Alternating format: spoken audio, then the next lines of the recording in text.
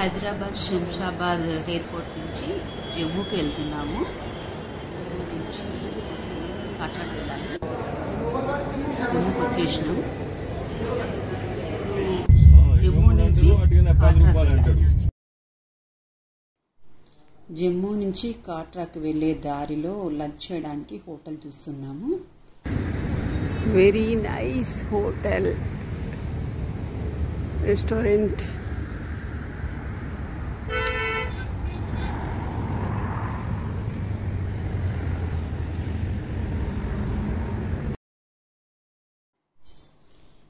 ఈ హోటల్ పంజాబీ స్టైల్లో డిజైన్ చేశారు. చాలా పీస్ఫుల్గా ఉంది. ఎవరైనా వెళ్ళే వాళ్ళు ఉంటే విజిట్ చేయడానికి బాగుంటుంది ఇక్కడ.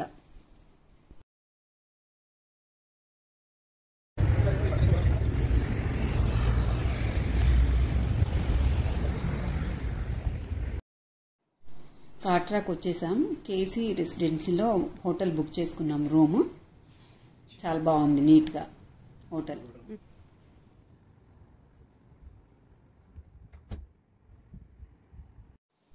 మేము దిగిన హోటల్లో వైష్ణవి మాత భజన చేస్తున్నారు. నాకు చాలా బాగా అనిపించింది.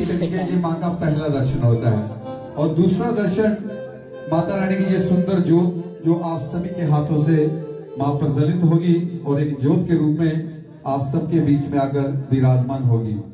और ये है दूसरा दर्शन। और इस दो ज्योत का जो प्रकाश होता है, कहते हैं कि जिसको ये टच कर जाता है उसके लाखों करोड़ों कष्ट माँ भगवती दूर करती है। लेकिन उसके लिए सच्ची श्रद्धा और सच्ची भावना जैसे आप भक्तों की है तो ऐसी होनी चाहिए। तो ये माँ का दूसरा दर्शन। तभी आप सभी माँ को बुलाएंगे, माँ ज्योत के रूप में आपके बीच में आएगी। सभी ने अपने अपने सर को ढकना है। ये लाल रंग का रुमाल सभी अपने अपने माथे पे बांधेंगे।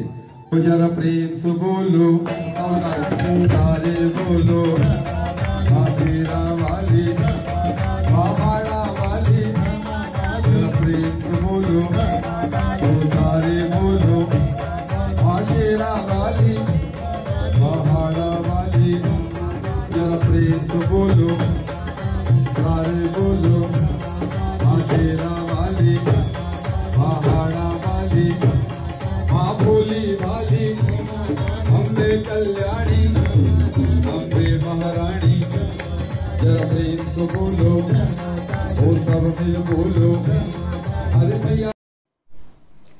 కోల్ కందోలి పైలే దర్శన్ టెంపుల్. ఇది అమ్మవారి బాలిక రూపంలో ఉన్నప్పుడు టెంపుల్.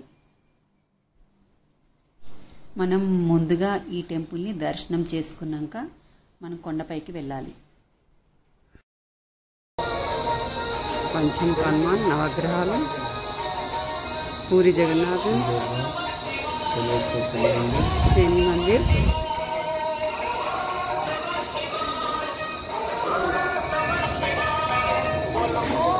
శని మందిర్, శివుని టెంపుల్.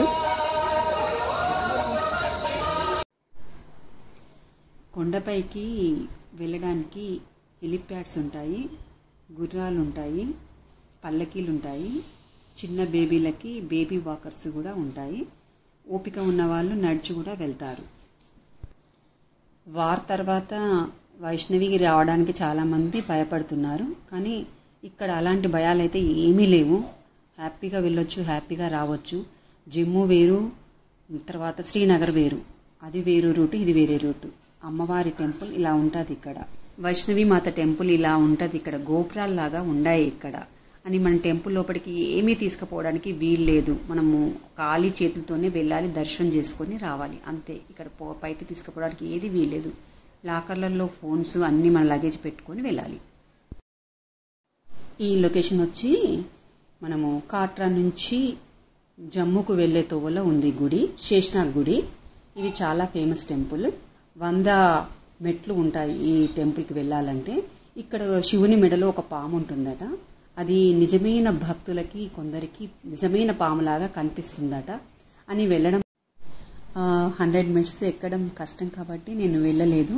అది మీకు వీడియోలో తీసి చూపించలేకపోయాను. మా వారు వెళ్ళారట, చాలా బాగుందట గుడి.